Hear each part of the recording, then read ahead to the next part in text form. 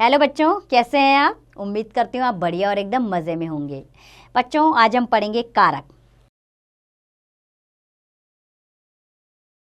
बच्चों, नीचे दिए गए वाक्यों पर हम विचार करते हैं। जैसे राधा ने चाकू से केक को काटा, तो इन वाक्यों में ने, से तथा को विशेष चिन्ह का दर्जा दिया गया है। ये कारक चिन्ह कहलाते हैं। इन्हें विभक्ति चिन्ह या परसक भी कहते हैं। आइए कारक के भेद जान लेते हैं।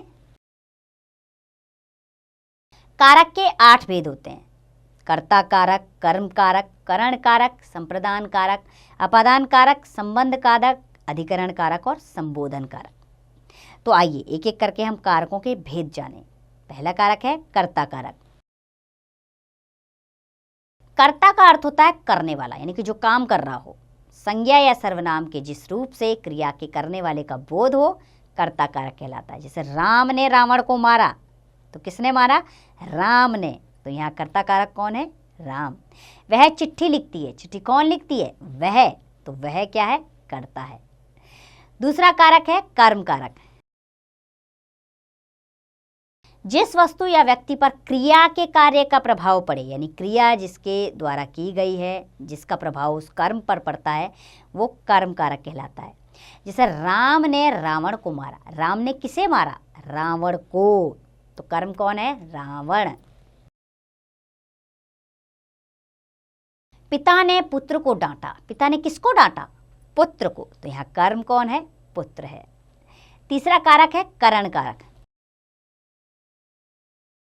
संज्ञा या सर्वनाम के जिस रूप से क्रिया के साधन का बोध हो, अर्थात जिसकी सहायता से कार्य किया जाए, करण कारक कहलाता है। जैसे बालक साबुन से नहाता है। बालक किससे नहाता है? साबुन से। नहाने के लिए किस साधन का प्रयोग हुआ? साबुन। वह बस से मथुरा गया। किससे मथुरा गया? कौन सा साधन? बस। तो यहाँ पर बस से क्या है? कारक है। अगला कारक है संप्रदान कारक।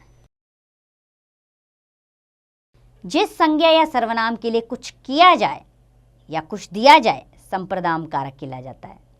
जैसे बालक को पुस्तक दो। किसको दो पुस्तक? बालक को। तो बालक को क्या है? संप्रदान कारक। ये फल तुम्हारे लिए है। फल किसके लिए? तुम्हारे लिए। तो तुम्हारे लिए संप्रदान कारक है। पांचवा है अपादान कारक। संज्ञा या सर्वनाम के जिस रूप से अलग होने का बोध हो, यानी कोई चीज किसी से अलग हो रही हो, तो वहां पर अपादान कारक होता है। तो वो अपादान कारक कहलाता है। जैसे पेड़ से पत्ते गिरे। पत्ते पेड़ से गिरकर अलग हो गए, तो यहाँ पर अपादान कारक है। गंगा हिमालय से निकलती है, यानी अलग होती है, तो अपादान कारक। छठा है संबंध कारक। संज्ञा या सर्वनाम के जिस रूप से उसका संबंध वाक्य के दूसरे संज्ञा या सर्वनाम शब्दों से प्रकट हो, संबंध कारक कहलाता है। जैसे राम दशरथ के पुत्र थे। राम किसके पुत्र थे? दशरथ के पुत्र। यानी राम और दशरथ का आपस में संबंध है, तो यहाँ पर संबंध कारक है। अगला है अधिकरण कारक।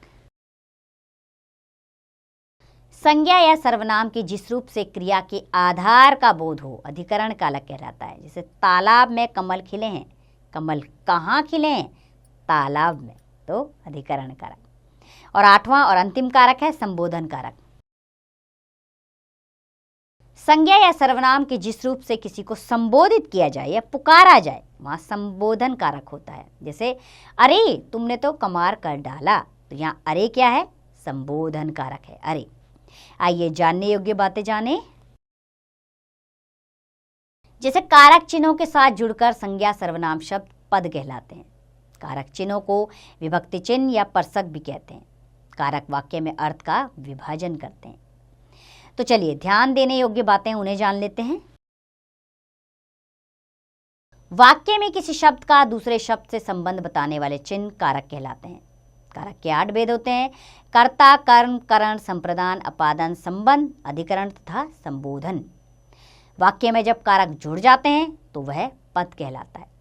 कई बार कारक छिपे होते हैं, तब भी इन शब्दों को पद ही माना जाता है।